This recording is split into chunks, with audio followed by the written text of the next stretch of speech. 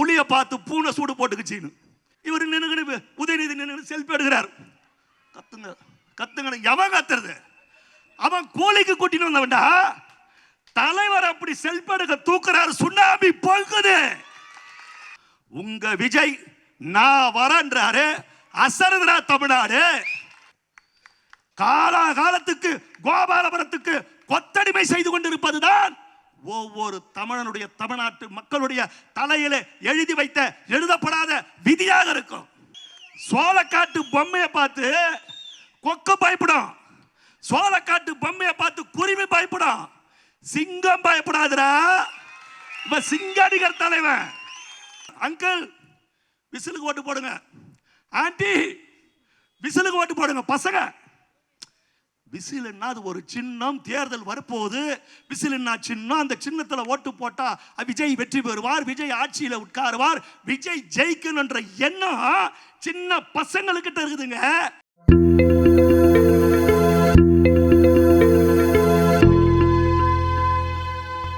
திரு ராஜ்மோகன் அவர்கள் கழகத்தினுடைய துணை பொதுச் செயலாளர் மாத்திரமல்ல, நான் பார்த்த வரையிலே தளபதியின் தளபதியாக அந்த போர்ப்படை பட்டாளத்தை சிப்பாய் கூட்டத்தின் பெரும்படை தளபதியாக காட்சி தருபவர் திரு ராஜ்மோகன் அவர்கள். இங்க இருக்கிற எழுச்சியை பார்க்கிறோம், இந்த ஆரவரத்தை பார்க்கிறோம். ஒரு மாற்றத்தை தேடி இந்த மக்கள் வந்து விட்டார்கள். இவர்கள் ஆண்டது போதும், இவர்கள் ஆட்சியில மக்கள் மாண்டது போதும் என்கிற நிலைக்கு இந்த மக்கள் வந்து விட்டார்கள் என்பது தெல்ல தெளிவாக தெரிகிறது. ராஜ்மோகன் அவர்கள் வெற்றி பெற்று விட்டார். எவ்வளவு வாக்குகள் வித்தியாசம் என்பதுதான் இப்பொழுது நம் முன்னாடி இருக்கிற கேள்வி. இங்க முன்னாடி இருந்த எம்எல்ஏ பத்தி சொன்னாங்க, ரவிச்சந்திரன் ஒருத்தர் இருந்தார். அப்புறம் மாவட்ட செயலாளருக்கு அவர் சரியா இல்லை. அதுக்கப்புறம் இங்க இன்னொரு வேட்பாளர் ஒரு எம்எல்ஏ இருந்தார், அவரும் சரியா இல்லை. அவரை மாத்திட்டு இந்த ரவிச்சந்திரன் ஏன் எழும்பூர்ல நிக்கல? இந்த எழும்பூர்ல நின்னா போகிற இடமெல்லாம் மக்கள் கேள்வி கேட்பாங்க. ஏன்னா 5 வருஷம் இவன் எம்எல்ஏவா இருந்தப்ப இந்த ஜனங்களுக்கு எதுவுமே செய்யல. அதனால எழும்பூர்ல இருந்து திருவிக்கா நகருக்கு ஓடி போனவன் தான் இந்த அவர் பேர் என்னது, ரவிச்சந்திரன். புரியுதுங்களா? ஒரு மாற்றம் வேணும், ஒரு மாற்றத்தை தேடி மக்கள் செல்லுகிறார்கள். எவ்வளவு இடையூறு, எவ்வளவு பிரச்சனை. இன்னைக்கு கூட தலைவர் திருநெல்வேலி போறாரு, பல்லாயிரக்கணக்கான மக்கள் ஆர்ப்பரித்து வரவேற்கிறாங்க. கோட்டர் கிடையாது, கோழி பிரியாணி கிடையாது, 1000 ரூபாய் காசு கிடையாது, வாகன வசதி கிடையாது. எங்கள் நெஞ்சமெல்லாம் நிறைந்திருக்கிற தலைவா, உன் முகத்தை பார்த்தாலே போதும், உன் முகத்தை பார்த்தாலே போதும் என்று தாய்மார்களும் இளைஞர்களும் இளம் பெண்களும் சாரை சாரியாக இருக்கிறார்கள். அந்த சந்தோஷத்துல தலைவர் பசிய மறந்து போறார். மணிக்கணக்கில் இன்னைக்கு திருநெல்வேலியில தலைவர் பேசுகிறார். தமிழ்நாட்டில் இருக்கிற அத்தனை அரசியல் கட்சிகளும் ஒன்று சேர்ந்து கொண்டிருக்கிறது. திமுகவும் பிஜேபியும் அதிமுகவும் ஒன்று சேர்ந்து கொண்டிருக்கிறது. யாரை எதிர்க்க? என்னை எதிர்க்க. நான் என்ன தவறு செய்தேன்? இந்த மக்களுக்காக நல்லது செய்யணும்னு வந்தது என் தப்பா? என்ன கொஞ்ச நெஞ்சமா தொல்லை கொடுக்குறாங்க, உங்களுக்கு தெரியாதா? திருநெல்வேலியில பேசுறார். உங்கள் முன்னால நாங்க வைக்கிற ஒரே ஒரு கேள்வி இதுதான். நடைபெறவிருக்கிற தேர்தலில் 4 அணிகள் போட்டியிடுகிறது. திமுக, டிவிகே, பிஜேபி, நாம் தமிழர். ஆனால் களத்தில் இருப்பது 2 அணிகள் தான். ஒன்று தூய சக்தி டிவிகே, இன்னொன்று தீய சக்தி டிஎம்கே. தளபதி விஜயா ஸ்டாலினா அதை முடிவு செய்கிற நாள் தான் வருகிற 23ஆம் தேதி. இந்த நாட்டை நாசப்படுத்தி கொள்ளையடித்து இந்த நாட்டை தங்கள் குடும்பத்தின் வேட்டைக்காரையாக மாற்றி காட்டிய கோபாலபுரத்து கூட்டம் மீண்டும் இந்த தமிழகத்தை ஆள வேண்டுமா? அத்தனை வசதிகள் வாய்ப்புகள் தனக்கு இருந்தாலும் ஒரு படத்துக்கு 250 கோடி வாங்குகிற உச்ச நட்சத்திரமாக இருந்த பொழுதும் 30 ஆண்டு காலம் என்னை தூக்கி தலையிலே வைத்து கொண்டாடினீர்கள். நான் கடற்கரை மணலிலே ஒரு வீடு கட்ட ஆசைப்பட்டேன், ஆனால் என்னை மாளிகை கட்டி வாழ வைத்தீர்கள். இந்த முகமெல்லாம் சினிமாவுக்கு வருமா? இவர் கருப்பாக இருக்கிறாரே, இவர் எப்படி சினிமாவிலே ஜொலிப்பார் என்று கேட்டவர்களுக்கு மத்தியிலே உச்ச நட்சத்திரமாக என்னை உட்கார வைத்து அழகு பார்த்த இந்த மக்களுக்கு நன்மை செய்ய வேண்டும் என்று அடுத்த 30 ஆண்டுகள் இந்த மக்களை என் தலையில தூக்கி கொண்டாட வேண்டும் என்று வந்திருக்கிறேன் என்று சொல்ல தலைவர் விஜய் வேண்டுமா என்பதை தீர்மானிக்கிற நாள் தான் வருகிற 23ஆம் தேதி. அரசியலுக்கு வந்த பிறகுதான் தலைவர் பேசுறாரா? 10-15 ஆண்டுகளுக்கு முன்னாலே இலங்கை தமிழர்களுக்காக உண்ணாவிரதம் உட்கார்ந்த தலைவர் விஜய் அவர்கள், தமிழ்நாட்டு மீனவர்களுக்காக நாகப்பட்டினத்தில் ஆர்ப்பாட்டம் செய்த தலைவர் விஜய் அவர்கள் அரசியலுக்கு வந்து செய்யல. 10வது 11வது 12வது வகுப்பில் முதல் மதிப்பெண் எடுக்கிற 3 மதிப்பெண்கள் எடுக்கிற முதல் 3 இடங்களுக்கு வருகிற அந்த மாணவ செல்வங்களை அழைத்து அவர்களுக்கு வைர தோடும் தங்கம் மோதிரம் அளித்து அவர்களை கௌரவப்படுத்திய தலைவர் தளபதி விஜய் அவர்கள். மறுக்க முடியுமா? மறுத்து சொல்ல முடியுமா? நீட்டை எதிர்த்து அனிதா என்கிற ஒரு மாணவி தற்கொலை செய்து கொண்ட போது முதலாக அவர் வீட்டுக்கு ஓடி சென்று அவர்கள் சகோதரர்களை கைகளை பிடித்துக் கொண்டு, நீ கவலைப்படாதே, கலங்காதே, நான் இருக்கிறேன், என் தொலைபேசி எண்ணை வளைத்துக்கொள், உனக்கு எந்த பிரச்சனையாக இருந்தாலும் எந்த நேரமாக இருந்தாலும் என்னை கூப்பிடு, நான் வருகிறேன் என்று சொன்ன தலைவர் விஜய் அவர்கள். அப்பா அவர் கட்சி ஆரம்பிக்கல. ஸ்டெர்லைட்டிலே நீதி கட்டு போராடிய மக்கள் அந்த தூத்துக்குடியிலே சிட்டு குருவிகளை சுட்டுக் கொள்வது போல சுட்டுக் கொன்றார்கள். 13 பேர் உயிரிழந்தார்கள். நள்ளிரவு நேரத்திலே அவர்கள் வீடுகளுக்கு சென்று கதவை தட்டுகிறார். யாரோதான் வராங்கன்னு கதவை திறந்தா இவர் நிற்கிறார். விடிய காலையில ராத்திரி 12 மணிலிருந்து 4 மணிக்குள்ள அந்த 13 பேர் வீட்டுக்கும் போய் அவங்களுக்கு உதவி செய்து விட்டு வந்த தலைவர் தான் நமது தளபதி விஜய் அவர்கள். குழந்தைகள் பசியார பால், பன்னு, முட்டை போன்ற திட்டங்களை அமல்படுத்தியவர் தலைவர் விஜய் அவர்கள். மாவட்டந்தோறும் விலையில்லா உணவகங்களை, வில்லிவாக்கத்தில் கூட பார்க்கிறேன் தொடர்ச்சியா, விலையில்லா உணவகங்களை நடத்துவதற்கு ஆணையிட்டவர் தலைவர் விஜய் அவர்கள். இந்த சென்னை மக்கள் வெள்ளத்திலே தத்தளிக்கிற பொழுது 5 கோடி ரூபாயை அள்ளித்தந்த தலைவர் தளபதி விஜய் அவர்கள். மறுத்து பேச முடியுமா? இதெல்லாம் கட்சியை ஆரம்பிக்கிறதுக்காக செஞ்சாரா? சென்னையில் வெள்ளம் எப்ப வந்தது? கொரோனா எப்ப வந்தது? இந்த கொரோனாவின் போது கோடிக்கணக்கான ரூபாய்களை உதவி செய்தவர், தன் நற்பணி இயக்கத்தை வைத்து நற்பணிகளை செய்தவர் தலைவர் விஜய் அவர்கள். அதைத்தான் பொறுக்க முடியல, அதைத்தான் யோசிக்க முடியல, இவர்கிட்ட மோத முடியல. உங்க விஜய் நான் வரன்றாரு, அசருதா தமிழ்நாடு. அடுத்த 25 ஆண்டுகளுக்கு இந்த தமிழ்நாட்டை நிர்ணயிக்கிற சக்தி இவர்தான் தீர்மானிக்கிறாங்க. அப்ப அவரை மாதிரியே ரேப் போடுவோம், அவரை மாதிரியே அந்த பேண்ட் போட்டுக்குவோம், அவரை மாதிரியே சொக்கா போட்டுக்குவோம். அப்பாவும் பிள்ளையும் அந்த துண்டு சுத்துறாங்க பாருங்க வேட்பாளர். தலைவர் துண்டு சுத்துறாருன்னா அது சுத்தும் போதே ஸ்டைலா இருக்குது. அவர் சுத்துறாரு. இந்த காண மயிலாட கண்டிருந்த வான்கோழின்னு ஒரு பழமொழி ஒன்று வரும். புளிய பார்த்து பூனை சூடு போட்டுக்குச்சின்னு எல்லா வேட்பாளரும் லைனா நிக்க வச்சுட்டு எல்லாரும் சுத்துனா லைனா நின்று சுத்துறானுங்க. ஆளுக்கு 50 சுத்தணுமா? டேய், வயசான காலத்துல கையும் ஜவ்வெல்லாம் கிழிஞ்சு போச்சுடா பாவிகளா. இந்த கட்சியில நாங்க எவ்வளவு கஷ்டமா படுறது. டேய், தள்ளி போடா, கண்ணப்படுது, தள்ளி போய் சுத்துறான்றா ஒருத்தன். மேல படுத்துறா, தள்ளி போடா, சுத்துறான். இவர் நின்று உதயநிதி நின்று செல்ஃபி எடுக்கிறார். கத்துங்க கத்துங்க, எவன் கத்துறது? அவன் கூலிக்கு கூட்டிட்டு வந்தவன்டா. தலைவர் அப்படி செல்ஃபி எடுக்க தூக்குறாரு, சுனாமி பொங்குது. ஏன்? புரட்சி தலைவர் எம்ஜிஆருக்கு பிறகு மக்கள் இதயங்களிலே சிம்மாசனம் போட்டு உட்கார்ந்து கொண்டிருக்கிற தலைவர் அவரு. எழுச்சி பொங்குது. நீ எவ்வளவு தொல்லை கொடுத்த? சிபிஐ வச்சு எவ்வளவு தொல்லை கொடுத்த? கரூர்ல எவ்வளவு தொல்லை கொடுத்த? கரூர்ல 41 பேர் இறந்துட்டாங்க. இதோடு டிவிக்கு வீழ்ந்து விட்டது, அழிந்து விட்டது. இனி விஜய் வெளியில வரமாட்டாருன்னு கங்கணம் கட்டிட்டு இருந்தீங்கடா. தமிழக வெற்றி கழகம் இன்றைக்கு மட்டுமல்ல என்றைக்கும் அழியாது.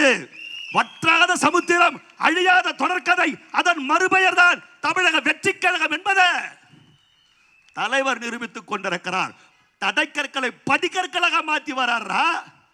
41 பேர் வீட்டுக்கு அவர் போனாரா? ஏண்டா அவங்கள கூப்பிட்டு அவங்களுக்கு என்ன செய்யணுமோ, அவங்க குடும்பத்துக்கு என்ன செய்யணுமோ நினைச்சு பார்க்க முடியாத அளவுக்கு அவங்களுக்கு உதவிகளை செய்த தலைவன்டா. ஏன் போல கரூருக்கு? நீ போலீஸ் அனுமதிச்சாதானடா போக முடியும். நீ 2 கையை பின்னாடி கட்டிட்டு வணக்கம் வணக்கம் என்னங்க வணக்கம் சொல்றேன், பதிலுக்கு ஒரு வணக்கம் சொல்ல எப்படிடா வணக்கம் சொல்ல முடியும்? கையை பின்னாடி கட்டிட்டியே போலீஸை வச்சு. ஏன் தலைவர் கரூருக்கு போல? ஏண்டா அனிதா வீட்டுக்கு போறவரு, தூத்துக்குடியில இறந்தவன் வீட்டுக்கெல்லாம் ராத்திரியில் போறவரு, தன்னை பார்க்க வந்து இந்த சதிக்கு பலியாகி, இந்த சதிகாரன் செந்தில் பாலாஜியின் சதிக்கு பலியாகி, இந்த திமுகவின் சதிக்கு பலியாகி அந்த 41 உயிர்கள் மாண்டு மடிந்து போனது, அவங்கள பார்க்கவாடா அந்த தலைவர் வரமாட்டாரு? தாளம் போட்டிங்க அந்த 41 பேர் குடும்பத்துக்கிட்டையும் போய் அவருக்கு எதிராக பேட்டி கொடுங்கன்னு. ஐயோ, எங்க உடம்புல உயிர் இருக்கிற வரைக்கும் அவரை எதிர்த்து நாங்க பேச மாட்டோம்ப்பா, எங்க காலில் விழுந்தாருப்பா அவரு, எங்க காலில் விழுந்து கதறினாருப்பா அவரு. பேசினாங்கல்ல, பேட்டி கொடுத்தாங்கல்ல. தாண்டா மனித நேயமிக்க அந்த தலைவன். நீ சிபிஐல வழக்கு போட்டா தலைவர் பயந்துருவாரா? உங்க விஜய் நான் வரேன் டெல்லிக்கு தானே, தனி பிளைட்டு. என்ன தனி பிளைட்ல போறார்? ஏன்னா தனி பிளைட்ல அவர் சம்பாதிச்ச பணத்துல போறாரா? உங்களை மாதிரி ஊரு துட்ட கொள்ளச்சு ஊரு தாலி அறுத்து அந்த பணத்துல போல, உழைச்சி சம்பாதிச்ச பணத்துல போறார் தனி விமானத்துல. தெரியுமா? கை காட்டிங்கன்னே போறார், ஸ்டைலா போறார். உங்க அப்பாவையும் தான் கூப்பிட்டாங்க. ஐயோ கொலை பண்றானுங்க கொலை பண்றானுங்கன்னு கத்தலையா, கதறலையா? உன்னை தேடினா கூட நீ கிடைக்கலையா? சென்னையை விட்டுட்டு பெங்களூருக்கு ஓடி போயிட்டிய. இன்னைக்கு இருக்கிற நீ மாவீர முதலமைச்சர், எங்க போயிருந்த? ஓடி ஒளிஞ்சிய சொல்லுங்க. அப்படியா போனார் தலைவர்? சிபிஐ அலுவலக வரலாறுலயே அவ்வளவு தைரியமா ஒருத்தன் உள்ள வந்துட்டு அவ்வளவு தைரியமா வெளியே போன சரித்திரமே கிடையாதுடா. அர்ஜுனனுக்கு வில்லு, ஹரிச்சந்திரனுக்கு சொல்லு, எங்க தலைவன் விஜய்க்கு தில்லு. தெரியுமா?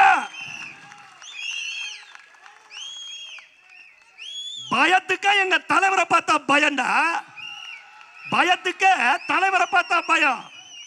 சோளக்காட்டு பொம்மையை பார்த்து கொக்கு பயப்படும், சோளக்காட்டு பொம்மையை பார்த்து குருவி பயப்படும், சிங்கம் பயப்படாதுடா. சிங்கடிகர் தலைவன். தெரியுமா? ஜனநாயகனுக்கு தடை, ஜனநாயகன் வெளிவருமா? ஜனநாயகனுக்கு தடை போட்டா விஜய் ஆடிடுவாரு. அசரலியே அசரலியே ஒரு வார்த்தை அமித்ஷா கிட்ட அப்படி பேசியிருந்தா அடுத்த 1 மணி நேரத்தில் ஜனநாயகன் படம் ரிலீஸ். அசரலிய தலைவர். நீ எவ்வளவு இடையூறு பண்ணாலும் சரி, நீ எவ்வளவு தொல்லைகளை கொடுத்தாலும் சரி, என்னன்னா பார்த்தா நான் ஸ்டாலின் மாதிரி தெரியுதா? வெள்ள கொடைய பிடிச்சிக்கின்னு ஏர்போர்ட்டுக்கு போனீங்க, மோடியை வரவேற்க. உலகத்தில் எங்கன்னா வெள்ள கொடைய பார்த்துக்கிறீங்களா? ஆர்டர் கொடுத்து செஞ்சாங்க இவங்க. வெள்ள கொடைய பிடிச்சிக்கின்னு போன மோடியை பார்க்க.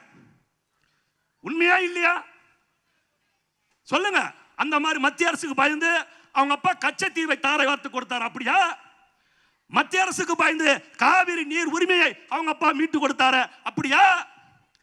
அண்ணா அறிவாலயம் மெத்த மேல சிபிஐ விசாரணை, அவங்க சம்சாரத்துக்கிட்டையும் அவங்க பொண்ணுகிட்டையும். கீழே காங்கிரஸ் கூட்டணி பேச்சுவார்த்தை, 68 சீட்டு காங்கிரஸுக்கு அப்படியே தூக்கி கொடுத்தாரு பயந்துக்குன்னு. சீட்டை கொடுக்குறியா உள்ள போறியான்னு அன்னைக்கு மிரட்டாங்க. அந்த மாதிரியா?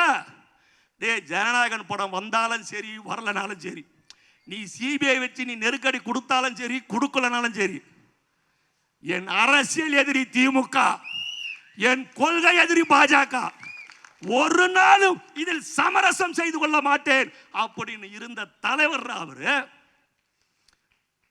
சிந்திச்சு பாருங்க, எவ்வளவு பிரச்சனை, எத்தனை தொல்லை. வரலாறுல எந்த ஒரு அரசியல் கட்சியும் இந்த அளவுக்கு அடைக்க மாட்டாங்க. புரட்சி தலைவர் எம்ஜிஆருக்கு தொல்லை கொடுத்தாங்க. 48,000 வழக்குகளை அவர் கட்சிக்கார மேல போட்டாங்க. 22க்கு மேற்பட்ட படுகொலைகளை செஞ்சாங்க. குடல் கொட்டி போச்சு. பூலாவரி சுகுமாரனுக்கு கண்ணு வந்து வெளியே விழுந்துடுச்சு. வத்தல கொண்டு ஆறுமுகம் அப்படியே மாண்டு மடிஞ்சு போனா. 22 படுகொலைகளை அன்றைக்கு இவங்க அப்பா கருணாநிதி நிறைவேற்றி காட்டினாரு. புரட்சி தலைவர் எம்ஜிஆர் மீது சட்டமன்றத்தில் உள்ள எம்ஜிஆர் மேல செருப்பால் அடிச்சான் திமுக காரன். இந்த சட்டமன்றம் செத்து விட்டது, இனி முதலமைச்சராகத்தான் வருவேன்னு சொன்னாரு. சொன்ன மாதிரியே வந்து காட்டியவர் புரட்சி தலைவர் எம்ஜிஆர்.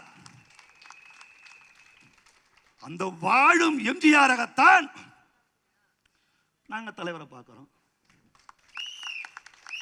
அப்படிதானே பார்க்கிறோம். வராது வந்த மாமணியாக, காலம் எங்களுக்கு தந்த கொடையாக இந்த தலைவனை பார்க்கிறோம். தமிழ்நாட்டு மக்கள் தெளிவா இருக்கிறாங்க. ஏன்னா மாற்றம் இப்போதைக்கு இல்லை என்றால் இனி எப்போதைக்கும் இல்லை. காலம் நமக்கு தந்திருக்கிற கடைசி வாய்ப்பு தளபதி விஜய். இதை பயன்படுத்திக்கலன்னா நாமெல்லாம் மனுஷனே கிடையாது. காலகாலத்துக்கு கோபாலபுரத்துக்கு கொத்தடிமை செய்து கொண்டிருப்பதுதான் ஒவ்வொரு தமிழனுடைய, தமிழ்நாட்டு மக்களுடைய தலையிலே எழுதி வைத்த எழுதப்படாத விதியாக இருக்கும். மக்களுக்கு பாதுகாப்பு இருக்கிறதா? பெண்களுக்கு பாதுகாப்பு இருக்கிறதா? இளம் பெண்களுக்கு பாதுகாப்பு இருக்குதா? வயசான பெண்களுக்கு பாதுகாப்பு இருக்குதா? இந்தியாவிலேயே பாதுகாப்பான மாநிலம் தமிழ்நாடு தானா? அடப்பாவீங்களா! உதயநிதி சொல்றாருங்க, கல்லறைகள் எல்லாம் பிளக்கும், நாற்காலிகள் நடுங்கும், புதைக்கப்பட்ட பிணங்கள் எல்லாம் கூட எழுந்து உட்கார்ந்து கொண்டு சிரிக்கும். அப்பேற்பட்ட காமெடி. பெண்கள் பாதுகாப்பா இருக்கிறாங்க. கிருஷ்ணகிரியிலங்க, கிருஷ்ணகிரி மாவட்டத்தில் ஒரு வயதானவர் 70 வயது, ஒரு 70 வயது, அவருடைய ஒய்ஃப் 62 வயசு. இங்க தாய்மார்கள் இருக்கிறீங்க, உங்களுக்கு தெரியணுன்றதுக்காக சொல்றேன். அந்த 62 வயது மூதாட்டிய கற்பழிச்சு கொன்னுட்டாங்க. தோட்டத்தில் வாழறாங்க, சந்தோஷமா வயசான காலத்துல நாம வாழலான்னு அந்த 70 வயது அந்த முதியவர் தடுக்க போறாரு.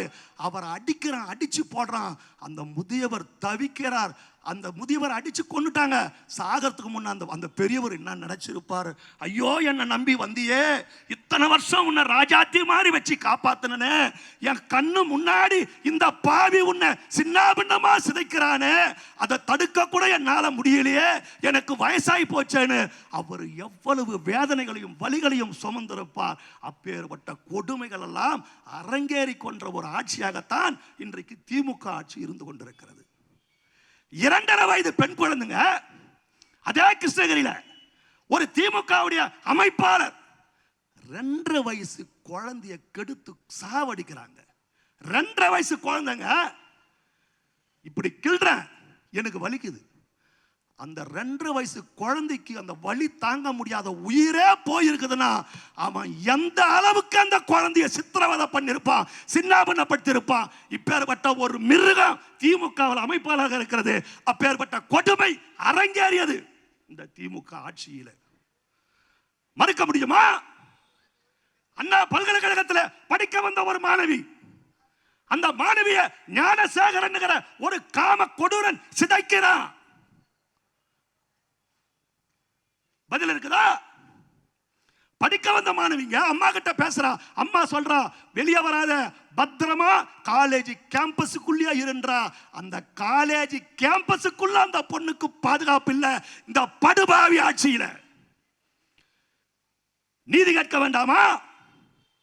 கோவை விமான நிலையம் பக்கத்துல பேசியிருந்த ஒரு பொண்ணை 3 பேர் சேர்ந்து நாசப்படுத்தினாங்களே, அதுக்கு நியாயம் வேண்டாமா? எங்க போச்சு காவல்துறை? விஜய் எங்க போறாரு, விஜய் எங்க வராரு, டிவி காரன் என்ன பண்றான், இதை கண்காணிப்பதுதான் காவல்துறைக்கு வேலையா? ஏன்னா உலகத்துல ஸ்காட்லாந்துக்கு இணையான போலீஸ் தமிழ்நாட்டு போலீஸ். ஒரு காலத்துல தலை நிமிர்ந்து நடந்த போலீஸ் இன்னைக்கு இவ்வளவு சீரழிஞ்சு போயிருக்குது. ஒழுங்காக நேராக மந்தையாக செல்லுகிற ஆடுகள் எல்லாம் திசை மாறி வெவ்வேறு பாதையில செல்லுகிற என்று சொன்னால் மேய்ப்பவன் சரியில்லை என்றுதானே பொருள். கடமை கண்ணியம் கட்டுப்பாடு தவறாத தமிழக போலீசார் நிலைமை இந்த அளவுக்கு கேவலமாக இருக்கிறது என்று சொன்னால் ஆட்சியிலும் அதிகாரத்திலும் இருப்பவன் சரி இல்லை என்றுதானே அர்த்தம். அதுக்கு தானே போராடி இருக்கிறோம், அதுக்கு தானே பேசுறோம். காஞ்சிபுரத்தில் திருவள்ளூர்ல பள்ளி மாணவ மாணவிகள் எல்லாம் ஊர்வலம் கூட்டிட்டு போறாங்க. தேர்தல் விழிப்புணர்வு ஊர்வலம். ஊர்வலம் போற குழந்தைங்க, அங்கிள் விசிலுக்கு ஓட்டு போடுங்க, ஆண்டி விசிலுக்கு ஓட்டு போடுங்க. பசங்க விசில்னா அது ஒரு சின்னம். தேர்தல் வரப்போகுது, விசில்னா சின்னம். அந்த சின்னத்தில் ஓட்டு போட்டா விஜய் வெற்றி பெறுவார், விஜய் ஆட்சியில் உட்காருவார், விஜய் ஜெயிக்கணுன்ற எண்ணம் சின்ன பசங்களுக்கிட்ட இருக்குதுங்க. இளைஞர்களிடத்தில், இளம் பெண்களிடத்தில், சின்ன சிறு பசங்க கிட்ட கூட இன்றைக்கு அரசியல் படுத்திருக்கிறார் தலைவர் விஜய். அரசியல் படுத்திருக்கிறார். நீ என்ன பண்ண? போதைக்கு அடிமையாக்கின. பள்ளிக்கூடத்திலேயே மாணவிகள் எல்லாம் பிராந்தி ஊத்தி ஒருத்தருக்கு ஒருத்தர் சேஸ் பண்ணி குடிக்கிறாங்க. அந்த அளவுக்கு நாட்டை நாசப்படுத்தி வச்ச திருவள்ளூர்ல ஒரு வடநாட்டு பையனை இறக்கி ரீல்ஸ் எடுக்கிறேன்னு சொல்லி போதையில அவனை கண்ட கண்டமா வெற்ற. திருவள்ளூர்ல நாட்டை நாசப்படுத்தி வச்சிருக்கிற. ஆனால் தலைவர் விஜய் அரசியல் படுத்திருக்கிறார். இளைஞர்கள்லாம் பார்த்தா அரசியலா சாக்கடை அடிக்குது வேண்டான்னு போனது போய் இன்னைக்கு இளைஞர்கள் அரசியல் செய்திகளை பார்க்கிறார்கள் என்று சொன்னால் இந்த மாற்றத்தை தமிழ்நாட்டிலே ஏற்படுத்தி காட்டியவர் தலைவர் விஜய். அதைத்தான் யாராலையும் பொறுக்க முடியல. வயிறு எறிது திமுகவுக்கு, புள்ளிக்கு முடிசூட்ட முடியலையே. விஜய்க்கு இப்பேற்பட்ட மக்கள் செல்வாக்கு இருக்கிறது. எந்த பக்கம் போனாலும் விசில் விசில் விசில் விசில் மக்கள் சொல்றாங்களே. நம்ம ஆட்சியில் இவ்வளவு அலங்கோலங்கள் ஏறி இருக்கிறது. சொன்னாங்களா செஞ்சாங்களா அப்படின்னு விஜய் கேட்கிறாரு. நீட்டை ரத்து பண்ணுவோன்னு சொன்னாங்களே, செஞ்சாங்களான்னு தளபதி கேட்கிறாரு. மாதம் மின்சார கட்டணத்தை எடுப்போன்னு சொன்னீங்களே, செஞ்சீங்களான்னு தளபதி கேட்கிறாரு. கேஸுக்கு 100 ரூபாய் மானியம் தருவன் சொன்னீங்களே, செஞ்சீங்களா தளபதி கேட்கிறாரு. பெட்ரோலுக்கு 5 ரூபாய், டீசலுக்கு 4 ரூபாய் மானியம் தருவன் சொன்னீங்களே, செஞ்சீங்களா தளபதி கேட்கிறாரு. விவசாய கடன் தள்ளுபடி, கூட்டுறவு கடன் தள்ளுபடி, கல்வி கடன் தள்ளுபடி சொன்னீங்களே, செஞ்சீங்களா தளபதி கேட்கிறாரு. தூய்மை பணியாளர்கள் பணி நிறுத்தணும், செவிலியர்கள் பணி நிறுத்தணும், இடைநிலை ஆசிரியர்கள் பணி நிறுத்தணும். ஒரே வேலை ஒரே ஊதியம் சொன்னீங்களே, இந்த மக்களை ஏமாத்துறீங்களே, செஞ்சீங்களா தளபதி கேட்கிறாரு. டாஸ்மாக்ல இளம் விதவைகள் உருவாகி கொண்டிருக்கிறார்கள். நாங்கள் ஆட்சிக்கு வந்தால் டாஸ்மாகை மூடுவோம்னு போர்டு பிடிச்சீங்களே, செஞ்சீங்களா தளபதி கேட்கிறாரு. பதில் இருக்குதா? எடப்பாடி மாதிரி ஒரு மொக்க பீஸ் நம்ம கிட்ட இருக்கும். நம்ம இந்த பீஸை வச்சு சாப்பிடலாம். நம்ம என்ன சொன்னாலும் இந்த பீஸ் கேட்டுக்கும். அப்ப நம்ம தான் அப்படின்னு இருந்தாங்க. அதிமுக உடைந்த கண்ணாடி, அருந்த காத்தாடி. தலைவர் காலத்துல அம்மா காலத்துல இருந்த அதிமுக இன்னைக்கு கிடையாது. இன்னைக்கு அது அமித்ஷா திமுகவா மாறி போச்சு. தலைவர் காலத்தில் ஒரு பெரிய எதிர்ப்பு இருந்தது, அம்மா காலத்தில் ஒரு பெரிய எதிர்ப்பு இருந்தது. திமுக காரன் வீட்டு நிகழ்ச்சிக்கு கூட அண்ணா திமுக காரன் போக முடியாது. போனா கட்சியை விட்டு நீக்கிடுவாங்க. கருணாநிதி தலைவருக்கு தொல்லை கொடுத்தாரு, கருணாநிதி அம்மாவுக்கு தொல்லை கொடுத்தாரு. ஸ்டாலின் எடப்பாடிக்கு தொல்லையே கொடுக்கலையே, கண்டுக்கவே இல்லையே. கொடைநாடு கொலை வழக்கை நான் ஆட்சிக்கு வந்தால் கண்டுபிடிப்பேன் சொன்னார, அதையாவது செஞ்சாரா? எடப்பாடி பழனிசாமி தங்க தொட்டில வச்சு தாளாற்றார் ஸ்டாலின். இந்த பீச நம்ம விட்டுறக்கூடாது. தளபதி வராரு. தளபதி கிட்ட இவனுங்க பருப்பு வேகல, தவிக்கிறானுங்க. என்ன பண்ண தெரியலையா, என்ன செய்யறது தெரியலையே, நம்ம என்ன பண்றதுன்னு. ஆக ஒரு நல்ல முடிவை வருகிற 23ஆம் தேதி நீங்கள் எல்லாம் எடுக்க வேண்டும். பிரளயமே வந்தாலும் அதை எதிர்த்து போராடி நீச்சல் அடிக்கிற கூட்டம் தான் தலைவர் விஜய்க்கு பின்னால் இருக்கிற கூட்டம் என்பதை இந்நிகழ்ச்சி இங்கே நிரூபிக்கிறது. எங்கள் தலைவர் ஆணையிட்டால் எந்த பட்டாளத்தையும் சந்திப்பதற்கு தயாராக இருக்கிறோம் என்ற லட்சிய உணர்வோடு உறுதியோடு இங்கே நாங்கள் நின்று கொண்டிருக்கிறோம். எங்களது கரங்களிலே வீர வாள்களை ஏந்தி கழகத்திற்காக தியாகம் செய்ய புறப்படுகிற போர்படை பட்டாளத்தில் முன் வரிசையிலே செல்வதற்கும் தயாராக இருக்கிறோம் என்று சொல்லி பூங்காற்றிலே கோபாலம் பாடிடும் புள்ளிமான் கூட்டமல்லடா தளபதிக்கு பின்னால் இருக்கிற கூட்டம்.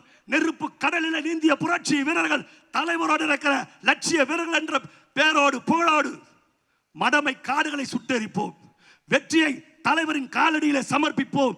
வாரீர் வாரீர் அழைத்து வானகமே வையகமே வளர்ந்து வருகிற தாயகமே நாளைய சமுதாயத்தை படைக்கப் போகும் என் அருமை இளைஞர் பட்டாளங்களே திரண்டெடுங்கள். ஈட்டியின் முனையாகுங்கள், தீட்டிய வாளாகுங்கள், மூட்டிய தீயாகுங்கள். தீ பொறி பறக்கிற ஆயிரம் செயல்களை இந்நாட்டு மண்ணிலே செய்து காட்டிட புறப்படுங்கள். வெற்றியை நம் இதய தெய்வம் தளபதி அவர்களின் காலடியில சமைத்திட புறப்படுவீர் என்று சொல்லி நடக்கவிருக்கிற தேர்தல் உண்மைக்கும் பொய்யுக்கும் நடக்கவிருக்கிற தேர்தல், நடக்கவிருக்கிற தேர்தல் நியாயத்திற்கும் அநியாயத்திற்கும் நடக்கவிருக்கிற போர், நடக்கவிருக்கிற தேர்தல் தர்மத்திற்கும் அதர்மத்திற்கும் நடக்கவிருக்கிற போட்டி, நடக்கவிருக்கிற தேர்தல் தூய சக்தி விஜய்க்கும் தீய சக்தி ஸ்டாலினுக்கும் நடக்கவிருக்கிற கடைசி யுத்தம் என்று சொல்லி நாடு நலம் பெற, நல்லாட்சி மலர்ந்திட, நாமும் வாழ்ந்திட, ஊழலை ஒழித்திட, ஊழல் பெருச்சாலைகளை நாட்டை விட்டு விரட்டி அடித்திட, இருளகன்றிட, ஒளி பிறந்திட உங்கள் பொன்னான வாக்குகளை விசில் சின்னத்திலே வாக்களியுங்கள் என்று சொல்லி ஆணவ ஆட்சியர்களும் அகம்பாவம் பிடித்தவர்கள் கொடிபர முடியும் எங்கள் கொற்றவனாம் எங்கள் நெஞ்சமெல்லாம் நிறைந்திருக்கிற தலைவர் விஜயின் கொடிதான் சென்னை செயின்ட் ஜார்ஜ் கோட்டை கொத்தளத்திலே பறக்கும் என்று சொல்லி வாய்ப்பிற்கு நன்றி கூறி அமைகிறேன். நன்றி, வணக்கம்.